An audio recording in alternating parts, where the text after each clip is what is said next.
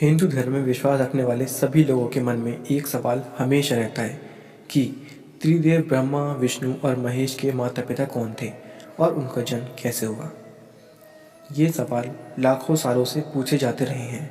इस सवाल का जवाब अलग अलग धार्मिक कथाओं में अलग अलग मिलता है। इस वीडियो के ज़रिए ये बताने जा रहा हूँ कि त्रिदेव का जन्म कैसे हुआ और कौन उनके माता पिता थे। ब्रह्मा, विष्णु और महेश के संबंध में हिंदू मानस पटल पर भ्रम की स्थिति है।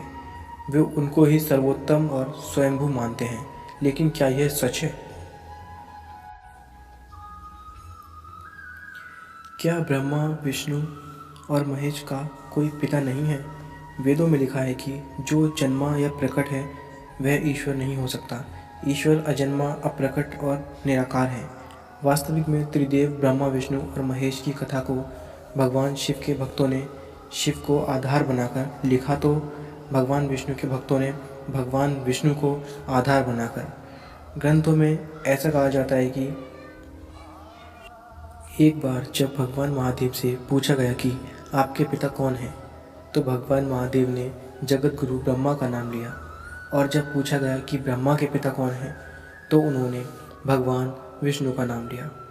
और जब उनसे पूछा गया कि भगवान विष्णु के पिता कौन हैं, तो उन्होंने कहा कि मैं स्वयं, लेकिन शिव पुराण के अनुसार ब्रह्मा ही सत्य है, वही परमेश्वर है।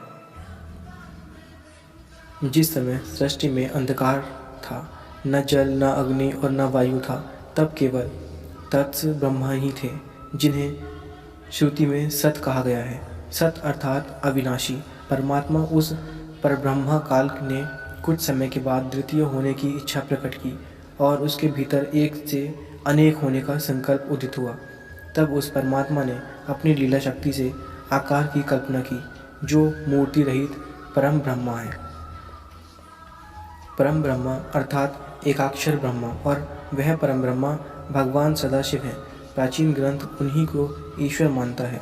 सदाशिव ने अपने शरीर से शक्ति की सृष्टि की, जो उनके अपने अंग से कभी अलग होने वाली नहीं थी। वह शक्ति अंबिका कही गई। शक्ति की देवी ने ही लक्ष्मी, सावित्री और पार्वती के रूप में जन्म लिया और ब्रह्मा, विष्णु और महेश से विवाह किया था। उस काल रूप सदाशिव की अर्धांगिनी दुर्गा है। काल रूपी सदाशिव ने शक्ति के साथ शिवलोक नामक क्षेत्र का निर्माण किया।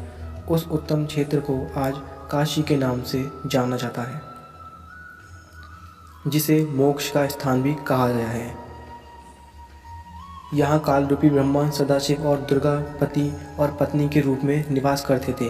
काशीपुरी को प्रलय काल में भी शिव और शिवा ने अपने सान्निध्य से कभी मुक्त नहीं किया था।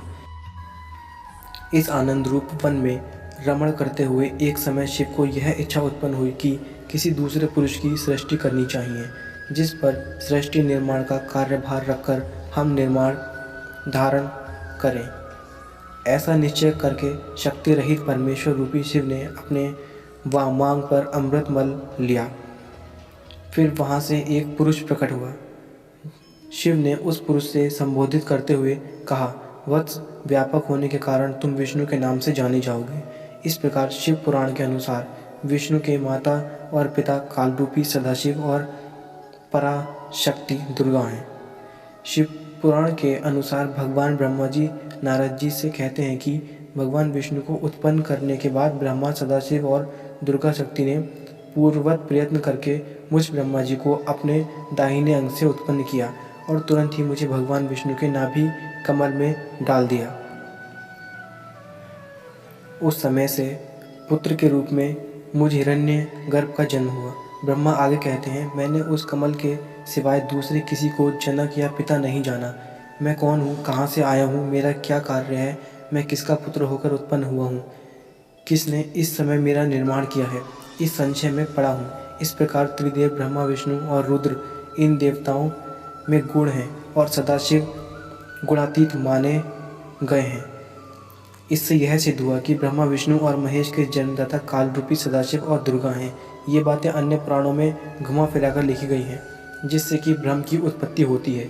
भ्रम को छोड़कर सभी पुराण और वेदों को